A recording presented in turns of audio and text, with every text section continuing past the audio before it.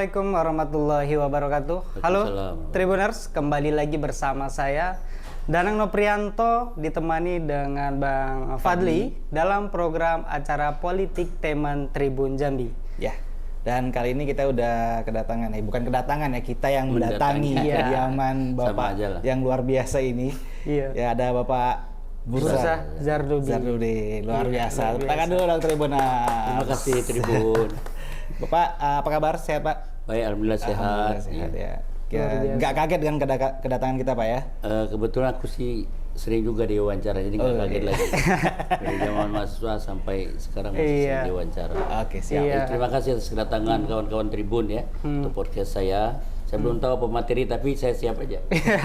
Ya, mungkin ini sedikit siap dibombardir dengan pertanyaan-pertanyaan penting. Iya, siap. Ini sedikit spill terkait dengan Pak Bursa Zarnubia tuh, kalau lebih akrabnya manggil Bang abang Bursa aja ya, Bang Bursa ya. So, kalau Bapak terasa tua. Iya. Kalau abang kan lebih akrab banget. Lebih akrab dan kelihatan lebih muda kan? Kalian muda semua kan, di bawah 40 kalian kan? Seumuran ya? Baru 40. Belum 40 kan? Belum. Bilang di bawah 40 kan? Iya. Saya berapa kira-kira? 28 ya, gitu. Kalau balik itu 6446 lah. Iya. Masih muda lah. Nah, ya, ini sedikit terkait dengan Bang Bursa. Bang Bursa ini merupakan seorang aktivis mahasiswa, kemudian juga mantan ketua umum Partai Bintang Reformasi, dan dulu juga pernah punya niat maju presiden. Bukan itu apa ya, ada seperti dagelan kawan-kawan aktivis. Kadang ngeledek situasi waktu itu. Kayak yang nggak ada presiden yang bagus itu kira-kira. Kan anak-anak muda sering ngeledek gitu kan. Juk-juk aja. Iya. Nah, tidak serius. Bang Bursa ini merupakan seorang tokoh politisi nasional. Dan di 2024 mendatang, Bang Bursa akan maju DPR RI dari Dapil Jambi, Partai Demokrat, Bang ya. Betul, terima kasih. Berada di nomor urut 4. Nah, luar biasa. Nah, Bang, terkait dengan pencalekan Abang sendiri nih. Abang kan sebagai tokoh nasional. Sebagai tokoh nasional di 2024 memilih maju DPR RI Dapil Jambi. Kenapa memilih Dapil Jambi, Bang? Jadi begini, saya ini kan bersemanan ya dengan orang-orang Partai Demokrat. Sejak dulu juga saya waktu Pilpres, waktu saya ketua umum Partai Bintang Reformasi, saya koalisi dengan Demokrat dukung Pak SBY presiden. Jadi saya bukan orang asing lagi di Partai Demokrat sebetulnya. Dengan Pak SBY kenal, dengan AHY juga saya kenal. Kepala Bapilunya kawan lama, sama-sama aktivis zaman Orde Baru dulu, namanya Andi Arief. Nah, jadi Andi Arief hubungi saya, Bang, abang calon di Partai Demokrat ya. Waduh, aku nih udah lama meninggalkan dunia kayak gini. Udah abang calon aja katanya. Ini kan DPR ini Bang. Abang mau di mana aja? Terserahlah katanya. Tadi kan mau ditaruh di Sumut, bilang aduh, aku udah jauh sama Sumut. Tapi sekitar Sumbaksel aku masih dekat lah sama kawan-kawan jaring. Sumsel taruh di Jambi akhirnya. Saya terima, namanya DPR RI kan kita mesti terima di mana saja. Kalau di Papua kan perlu 2 tahun membentuk jaringan kan. Kalau sini kan saya pernah keliling berkali-kali zaman PBR tahun 2009 waktu itu, pemilu 2009. Jadi saya akrab satu. Kedua, jaringan aktivis banyak sekali di sini. Kelompok Cipayung terutama ya, HMI, Gemeni, kami, ya nanti mereka mau kesini mantan-mantan ketua umumnya awal Januari, mengumpuli kawan-kawan aktivis kan, supaya di setiap kabupaten itu bisa merekrut mobilisasi dukungan kira-kira gitu. Jadi saya ada apa ya, peluang karena ada jaringan yang dibentuk di Jambi itu yang sudah lama terlembaga gitu. Jadi itu aja sebetulnya, karena DPR taruh mana saya siap aja, namanya bukan petugas partai ya. Saya siap ditugaskan gitu. Nah, di Jambi sendiri berarti abang pernah menjalin organisasi lah gitu, dengan teman-teman di sini. Nah, kenapa waktu itu abang bisa terjun di Jambi, di organisasi yang di Jambi ini? Iya, karena ditaruhkan ini oleh partai. Kan ditempatkan di daerah lain kan, Sumut bilang kurang pas.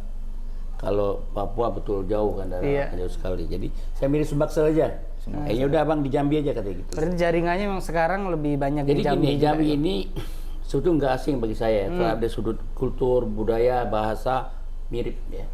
Mirip betul. Yang kedua saya sering kesini dan hampir semua kabupaten saya punya teman. Jadi begitu saya muncul mudah sekali menggerakkan jaringan gitu. Jaringan aktivis tadi Bang ya? Bukan aktif saja. Jadi saya ini kan mantan ketua PBR. Di sini ada jaringan PBR masih banyak. Masih banyak. Itu masih perlu ke Abang ya? Insya kalau saya jadi ketua umum itu tidak ada masalah dengan kawan-kawan. Dicintai ya. Ya mungkin disenangi lah. Karena nggak dari masalah mereka sambut baik calon DPR. Jadi yang menghubungkan juga mantan-mantan PBR yang tidak berpartai tentu ya. Bahkan yang mencalon aja dia masih menghubungkan saya ke daerah dengan partai yang berbeda. Tapi dia calon provinsi dan kabupaten. Untuk DPR-nya untuk Pak Bursa aja katanya. Tapi ini dirahasiakan, jangan sebutkan partainya. Nah, selama di Jambi ini kan memang kayaknya udah kenal dekat lah sama Jambi ini. Menurut Abang Jambi ini gimana nih? Jambi ini secara ini kan jajaran baris gunungan Gunung Bukit Barisan kan. Sama letak kesuburnya sama ya. Jenis tanaman sama yang bisa ditanami secara bersama dari Aceh sampai ke Sumbaksel ya, sampai ke Lampung. Jadi pasti ada kopi, pasti bisa nanam padi, bisa nanam teh, bisa ikannya hampir sama, ikan sungai hampir sama lah. Jadi nggak apa yang Abang lihat dari Jambi sendiri yang harus ditambah itu kira-kira apa Bang? Banyak. Problem Jambi ini sama dengan problem provinsi lain. Misalnya soal kesejahteraan, pertanian kan. Kalau dia persawahan pasti kurang cetak sawah. Kan kita ini kadang-kadang kehilangan akal sehat. Mau menyelesaikan gap impor dengan ekspor, bisa ada impor dengan kebutuhan pertanian ke sawah, padi sawah. Kalau kurang itu sebenarnya cetak sawah aja. Misal kita butuh 4 juta ton per tahun. Itu perkiraan kita mungkin perlu 2 juta atau 1,5 juta hektar sawah itu harus cetak. Mesti cetak. Jadi jangan retorika aja. Akhirnya impor lagi, impor itu kan merugikan pertanian kita, merugikan bangsa kita untuk membangun kedaulatan pertanian. Jadi impor itu tidak cocok dengan strategi pembangunan sejak proklamasi.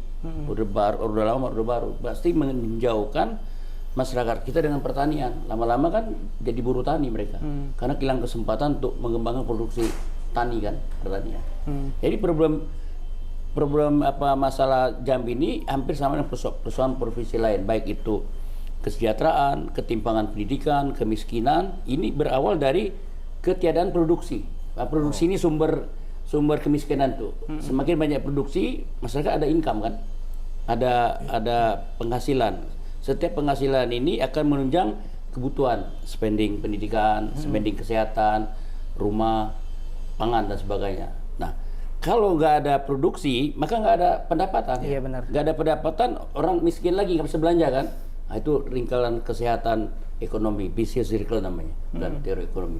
Jadi kalau kita nggak membenahi secara konkret sawah kita, pertanian kita, menambah cetakan sawah, membuat hortikultura kita bagus. Nah, problem kita ini kan di saat kita tanam pupuk mahal, saat panen harga murah. Itu berkelanjutan dari dulu, dan tidak ada satu presiden yang tegas menyelesaikan ini, tidak ada. Nah, kita berharap siapa aja presiden yang akan datang ya, saya pikir mengambil langkah penting untuk sejarah pertanian Indonesia. Jangan jadi retorika, karena Soekarno pernah mengatakan pangan itu hidup mati bangsa Indonesia ya. Pangan adalah tulang punggung rakyat Indonesia. Oleh karena itu petani adalah pertanian, karena itu pertanian adalah tulang punggung Indonesia, dan petani itu adalah tulang punggung pertanian rakyat Indonesia. Jadi petani itu benar tulang punggung pertanian. Benar. Jadi kalau kita menyadari filosofi Soekarno itu, maka jangan main-main dengan pertanian itu. Kita memang butuh manufaktur di perkotaan. Tapi kalau lihat sejarah Indonesia ini kan agraris ya. Jadi nggak boleh ditinggalkan begitu saja, akan menimbulkan gap nanti, kesenjangan antara kota dan desa. Karena itu harus berbarengan membangunnya, supaya nggak menimbulkan kecemburuan, ketimpangan kota dan desa, ketimpangan regional, dan ketimpangan pendapatan. Kan sedih tak pertanian sekarang ini. Kenapa anak-anak desa, anak mudanya berimigrasi ke ibu kota? Karena nggak ada lagi madunya, nggak ada semutnya, nggak ada madunya, sehingga semut lari ke kota semua. Karena itu teori klasik lah ya, di mana ada madu, ada semut. Jadi kalau mau menciptakan semut bergerombol, ya madunya, ya madu itu di desa. Supaya orang nggak meninggalkan desa itu, ya bangun pertanian. Bermajakan kopi dengan bibit yang unggul dengan 12 kilo per pohon misalnya kan. Ini kan nggak dipraktekin gitu loh. Mesti dipraktekin. Jadi banyak problem sumber daya alam kita ini. Khususnya di Jambi Bang ya? Di Jambi hampir sama kok. Ya, di Jambi juga ada tambang, ada sumber daya ekonomi yang bisa dikelola dengan baik asal ada political will dari pemerintah ya. Terutama untuk pengembangan pertanian ya. Sawit, karet ini nggak pernah dilindungin, nggak diprotek harganya kan. Benar. Harganya sampai sekarang harganya murah banget. Bandingkan dengan tahun 70-an, 70-80, 1 kilogram karet itu bisa beli 4 kilogram beras. Sekarang 4 kilogram karet beli 1 kilogram beras. Jadi miris kalau jauh petani, miris sekali. Jadi makanya anak petani pergi, nggak ada sumber pendapatan lagi ya, pergi dari. Kalau dulu kan masih bangga kayak kita bangga jadi anak petani, masih bisa sekolah ke Jakarta, kuliah. Banyak masih menjadi anak kabri, ya jenderal-jenderal sekarang udah mulai pensiun kan. Itu banyak anak petani semua. Karena petani itu berjaya. Dan dulu orang bangga, saya anak petani. Sekarang nggak bangga. Fadli sempat baca biografi ya Bang. Di situ ada tulisan yang menurut Fadli itu menarik Bang. Apa? Karena di situ Abang mengatakan akhir-akhir ini demokrasi adalah bisa dikatakan sebagai bencana. Maksudnya Abang bicara seperti itu gimana Bang? Kapan dia? Abang yang bicara itu ya. di biografi Abang. Jadi memang kalau kita mengabaikan reformasi ya. Reformasi itu kan dengan segala pengorbanan. Ya. Itu ada gerakan mahasiswa yang ditopang oleh civil society, masyarakat, intelektual, kelompok-kelompok kampus dan sebagainya. Itu momentum sejarah kita keluar dari krisis politik selama 32 tahun di masa Orde Baru. Dan muncul reformasi itu bukan saya tiba-tiba, tapi itu mulai dari gerakan Anan Buyung Nasution ya. Awal 70 ada gerakan Malari 74 Bang Hariman, terus kita 80. Jadi kita ini kan produk perlawanan waktu itu ya. Nggak banyak melakukan perlawanan masa Orde Baru itu, ditangkap, diberhentikan sekolah macam-macam. Nah karena itu reformasi yang dibajak sekarang ini terus membuat kita miris ya, yaitu pembungkaman aktivis, kemudian DPR kembali seperti masa lalu yang jadi stempel gitu ya. Nah ini kan jauh dari cita-cita reformasi kita, termasuk reformasi itu perbaikan ekonomi kesejahteraan. Nah ini banyak ditinggalkan, tidak dilakukan oleh pemerintahan, terutama pemerintahan sekarang ini ya, yang membuat kita miris itu menuju di luar arah reformasi ya. Nah karena itu mendung demokrasi ini mesti kita sudahi lah ya, karena mengulang sejarah yang buruk itu membuat bangsa ini terjungkal nanti ke arah yang tidak baik. Jadi kita mesti belajar sama sejarah. Sejarah itu pengalaman yang baik, guru kita yang baik. Jadi kalau kita tidak belajar sejarah ya, kita akan melakukan tindakan-tindakan tidak etis di dalam baik itu eksekutif maupun non eksekutif. Mungkin itu juga jadi alasan Abang untuk ikut turun andil ya Bang? Ya saya pikir ini memang harus dirubah undang-undang. Ada hak individu anggota DPR itu untuk tidak di-PAW atau di-recall kalau dia berpendapat berbeda dengan partainya. Karena dia kan diterjunkan partai untuk dipilih rakyat itu diterjunkan partai untuk membela rakyat kan. Jadi kalau dia berbeda di parlemen dengan partai dalam kebijakan pemerintah mesti dibiarin aja. Karena itu kan sebetulnya aset partai kan, aset bangsa. Dan itu juga bisa membawa partai jadi besar.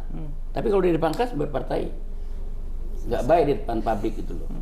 Jadi itu mesti ada undang-undang baru membebaskan anggota parlemen dari kebijakan internal partai.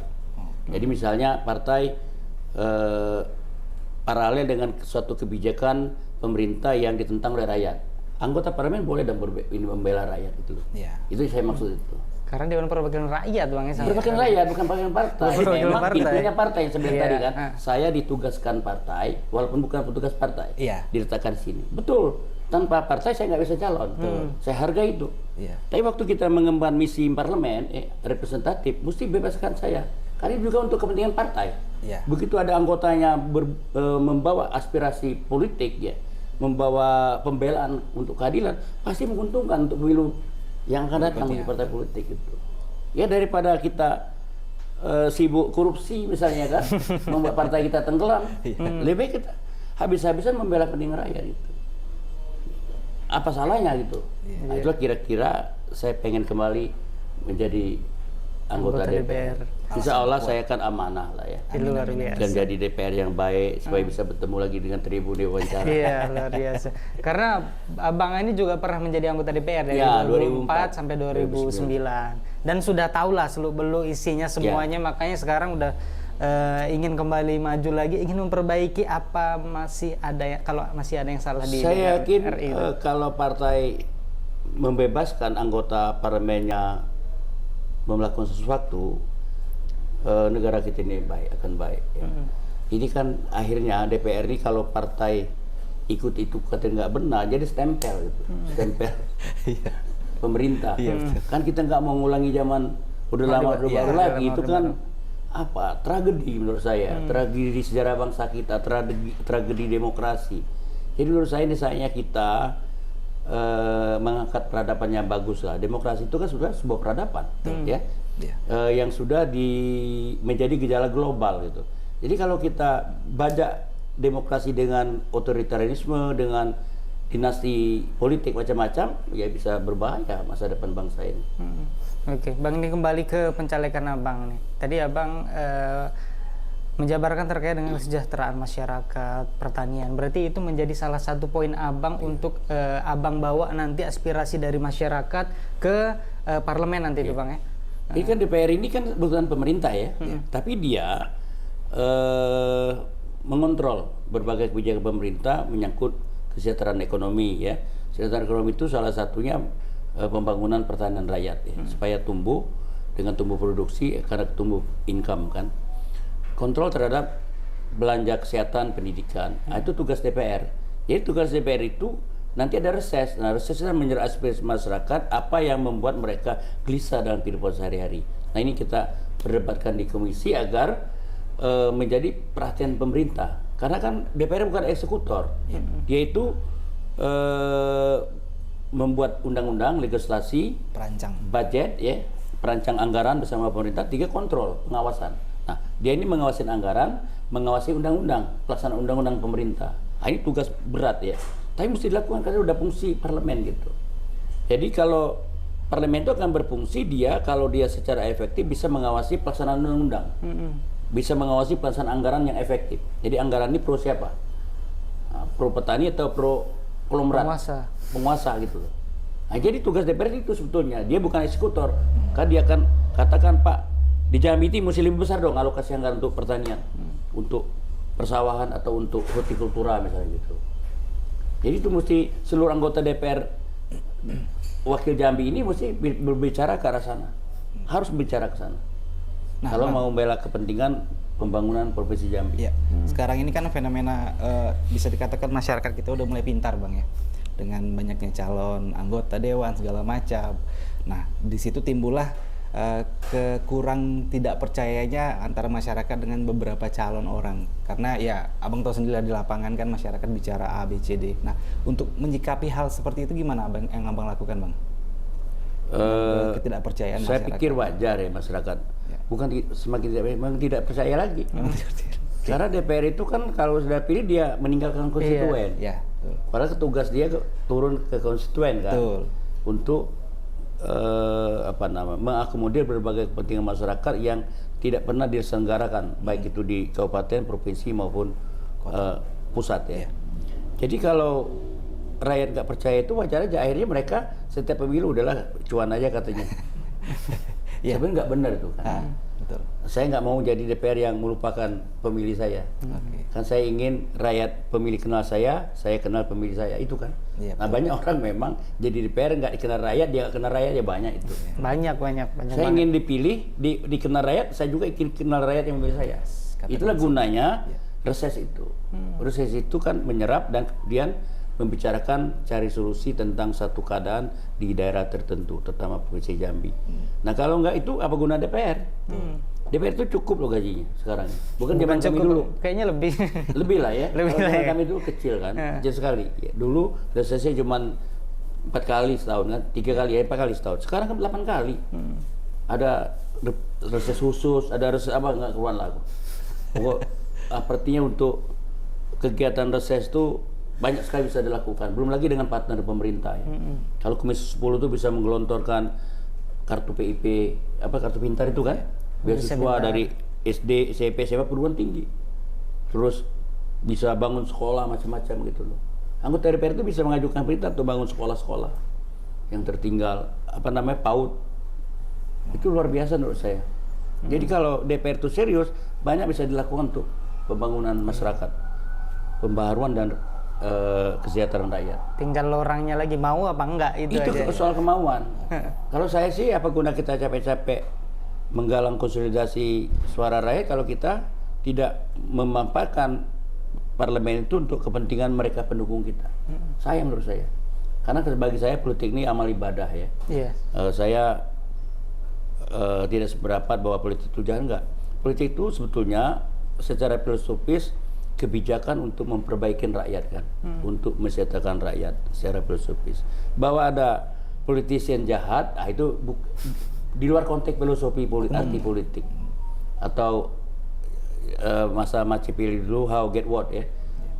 Bagaimana apa dan siapa mendapat apa gitu. Bukan itu. Politik memang ingin berkuasa tapi tentu kuasa untuk memperbaiki keadaan. Semua orang ingin berkuasa, tapi kalau dia nggak perbaikan, nggak menggunakan etik, moral, ya bukan penguasa yang benar namanya. Otoriter macam-macam, itu sekena-kena sendiri aja gitu kira-kira. Oke Bang. Nah kalau sekarang nih, sebagai ini kan beberapa bulan jelang pileg nih, Abang sudah kemana aja di Jambi ini Bang? Hampir semuanya ya. Udah 11 kabupaten kota?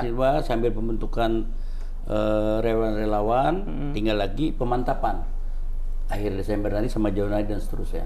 Penggalangan penentuan kelompok-kelompok masyarakat. Saya akan menghadir dengan acara-acara ramai lah nanti. Sambutan masyarakat gimana dengan sosok Abang? Sampai saat ini saya berkenalan diri dulu, nggak ada masalah. Insya Allah. Nanti kapan-kapan boleh diwawancarain masyarakat lah ya kan. Nah iya, nanti kita ikut. Abang boleh ikut turun. Kalau mau ikut nanti kata kunci dari Bang ini keren banget. Saya harus mengenal pemilih saya. Itu iya dong. Luar biasa kan kunci yang luar biasa. Begitu politik tuh. Ini anggota parlemen tuh mesti kenal. Saya kan belajar juga dengan parlemen Eropa, Amerika kan.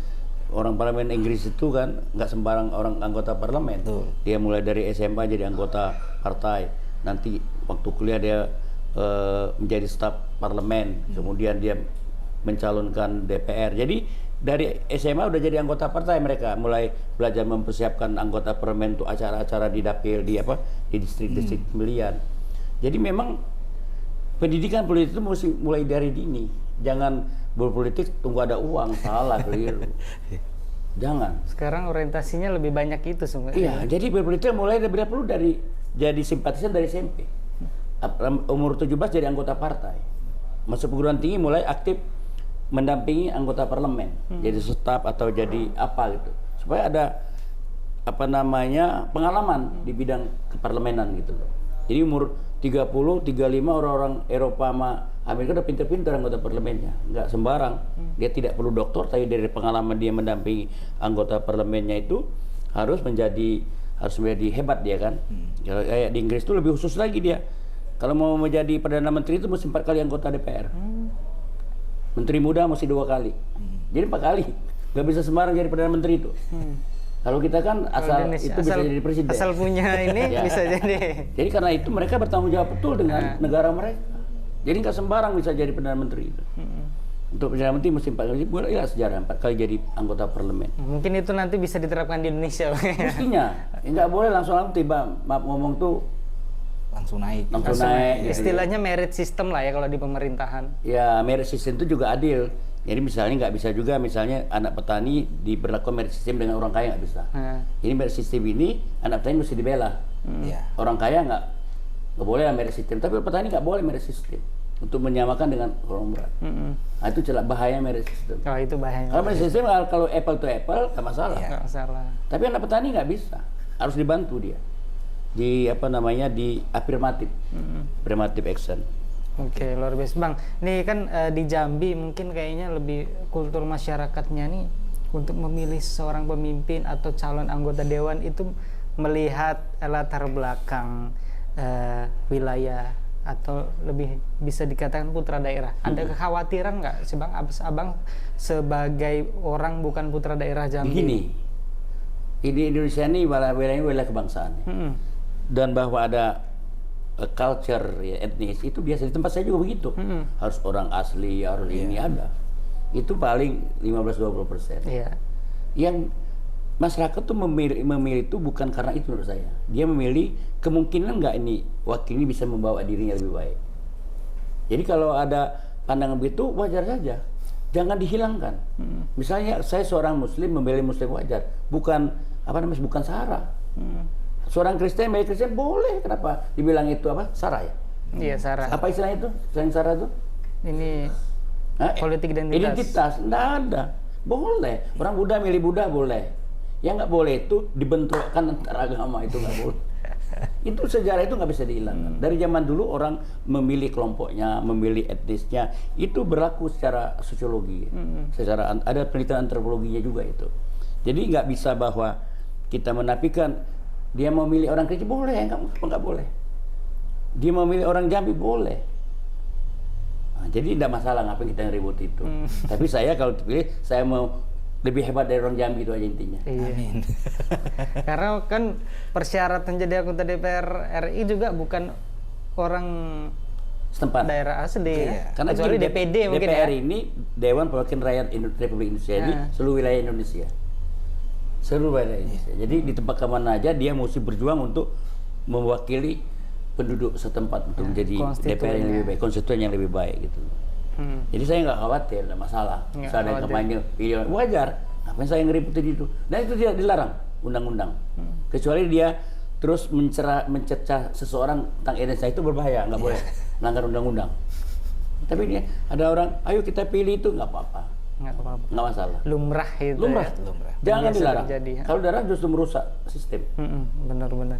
Nih Bang, kalau melihat kompetisi di Jambi sendiri ini kan luar biasa nih, petahana sekarang semuanya maju, kemudian mantan-mantan kepala daerah. Nah, kalau Abang melihat peluang Abang sendiri untuk bisa duduk di parlemen seperti apa nih Bang? Semua orang bertanya gitu, gimana peluang Abang lihat tokoh-tokoh besar ini, mantan bupati, mantan incumbent semua. Ya, setiap ada kesempatan pasti ada peluang. Jadi peluang saya itu ikhtiar, itu peluang. Kalau saya nggak ada ikhtiar, nggak ada peluang. Jadi saya akan percepat ya speed saya ini untuk menjadi peluang ini dirubah menjadi kenyataan kira-kira. Kata orang nomor 4 itu nggak diperhitungkan. Tapi kalau terbalik bener jadi kursi beneran gitu. Coba 4 dibalik. Jadi kursi dia. Kursi beneran loh. Iya benar.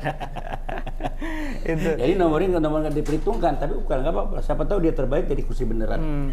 Tapi itu memang yang harus. Aja ini canda-canda. Jadi rezeki itu ya Tuhan juga nentukan nanti. Benar-benar. Tapi memang begitu seharusnya. Kita tuh kalau dalam bersaing fokus kepada diri kita sendiri. Nggak usah lihat orang lain. Saya udah terbiasa kayak itu. Orang mau ngomong apa saya maju aja. Yang penting saya lurus, hati saya teguh, saya maju dengan ikhtiar. Itu niat baik itu harus dijalankan. Niat baik. Jadi kalau hitungan saya itu, ini mungkin salah. Ikhtiar manusia itu 0,000001 gitu loh. Selebihnya takdir Tuhan. 0,999999 itu Allah menentukan. Jadi aku tuh wajib ikhtiar. Nanti kalau belum rezeki ya udah ikhtiar lagi. Coba lagi. Ya, tapi luruskan dulu niatnya, itu intinya. Supaya kita nggak kecewa kalau nggak terpilih. Itu aja intinya. Iya, luar biasa. Mungkin terakhir, Bapak Nanang. Ya, terakhir atau masih banyak pertanyaan lagi dari Bapak? Mungkin masih ada beberapa pertanyaan nih Bang. Terkait boleh. Mungkin target Abang nih untuk ke depan. Ini kan tadi kita kalau berbicara terkait dengan kesejahteraan masyarakat. Kalau program yang mau Abang bawa untuk masyarakat Jambi ini apa nih Bang? Jadi gini, nanti aku sambil jalan kampanye ini kan akan mengamati apa problem pertanian sektor ekonomi di Jambi kan. Kemudian soal perkebunan dan soal kependudukan. Ini ada demografi, ada masalah geografi, ada masalah ekonomi kan. Jadi saya belum banyak ngomong, tapi intinya problem di Indonesia ini masalah kesejahteraan. Ya, itu pasti itu. Nah, kesejahteraan itu bisa di bidang ekonomi, tapi bisa juga perbaikan dari sisi bidang sosial ya. Dan sosial itu mempercepat pendidikan yang berkualitas misalnya. Pertanian itu memulai dengan paritas unggul atau memperluas wilayah pertaniannya. Sebab kan dalam 40 tahun terakhir ini kan ada konversi kan tanah pertanian ini dari tanah pertanian menjadi gedung-gedung sehingga petani jadi buruh tani. Nah, ini mesti kita teliti dulu. Masih adakah kesempatan buruh tani ini memiliki tanah 2 hektar atau 3 hektar supaya mereka bisa mandiri melakukan kegiatan ekonomi. Kalau dia sebagai buruh, dia tidak akan mencapai apa-apa dalam kehidupan dia. Jadi banyak sekali saya petakan dulu. Nah, nanti kalau udah petakan baru kita kemungkinan kalau saya terpilih akan mengajak anggota DPR lain untuk mendiskusikan ini. Karena ini kalau nggak dikeroyokin, nggak bersama-sama, nggak mungkin saya kerjakan sendiri kan. Memang dari sudut pandang parlemen di DPR itu sama pandang, tapi belum tentu kebijakan partainya sama dengan antar partai lain itu. Tapi saya ingin mengajak anggota parlemennya supaya gotong royong menjadikan Jambi ini lebih cepat diperbaiki dari sudut ekonomi, sudut sosial dan kebudayaannya. Ya, saya pikir Jambi juga banyak aspek sejarah yang perlu dieksplorasi ya untuk pendidikan, misalnya untuk wisata dan sebagainya. Jadi banyak sekali. Bukan Jambi, hampir wilayah provinsi di Sumatera bagian selatan ini banyak kekayaan alam, banyak kekayaan khazanah intelektual yang perlu kita kita lembagakan ya menjadi pendidikan maupun sumber untuk kesejahteraan masyarakat Jambi khususnya. Oke, kalau target suara sendiri berapa nih Bang untuk jadi bisa gini, duduknya? Karena ini kan pemilihan suara terbanyak ya, nggak ada target. Kalau bisa ya orang ada 50, saya 51.000 gitu. Yang penting bisa duduk, itu ya, aja. Gitu. Jadi kalau ada 55, saya 56. Betul ya? Iya, itu. Karena target, karena pemilihan suara terbanyak. Kita nggak bisa monitor orang lain. Nanti target kita segini, ternyata orang lain segini. Kira-kira gitu. Ya. Jadi target kalau orang paling tinggi 40, kita 41.000 gitu. Itu aja intinya. Pokoknya di atas lah sedikit. Susah monitornya. Saya bukan orang KPU. Kalau KPU bisa monitor posisi dari TPS-TPS itu. Nah, jadi begitu keluar ya kita lebih dikit ya. Itu kan targetnya kan? Iya. Ada target lain Usul? Iya. Kita ikut abang aja ya, targetnya. Kita lebih dikit aja dari iya. Oke, itu 2.000 mungkin nggak apa-apa. Iya, Bang Fadli ya, mungkin itu tadi terakhir. Nah, mungkin terakhir nih Bang, closing statement apa yang mau abang sampaikan pada masyarakat Jambi? Ya, saya miris sih dalam 3 kali pemilihan ke depan, pemilu sejak 2004 ya, 2009 itu ada perubahan pandang masyarakat soal politik ya, seolah-olah calon anggota DPR itu mesti diselesaikan dengan money politik. Saya betul miris. Masa-masa kami dulu rasanya nggak ada sama sekali itu. Betul murni kita jadi DPR itu. Jadi pertama itu kita jadikan momentum pemilu ini untuk bebas dari money politik. Jadikan politik ini adalah pendidikan kita untuk memperbaiki masyarakat ya. Rugi gara-gara uang 25.000, 50.000, 100.000, tapi masa depan kita lepas 5 tahun ya.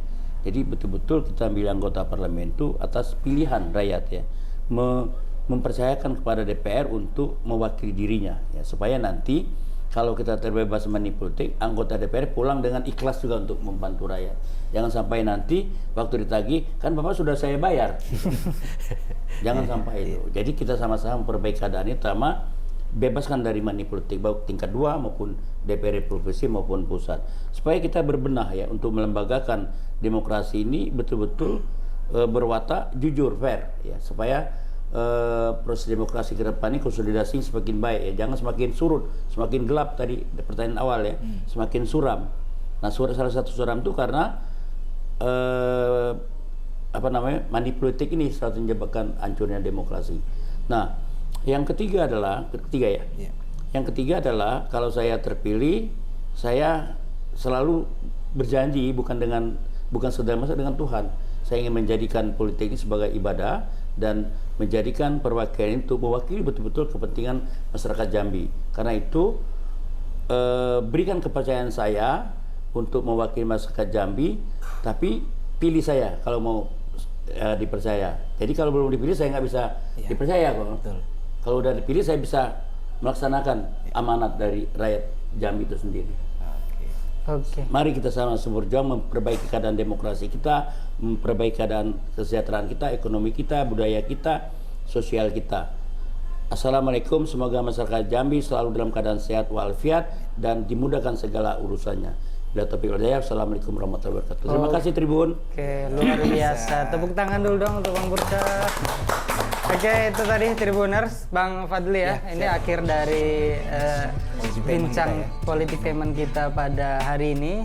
Saya dan Noprianto bersama dengan Bang Fadli pamit undur diri dan terima kasih untuk Bang Bursa atas waktunya.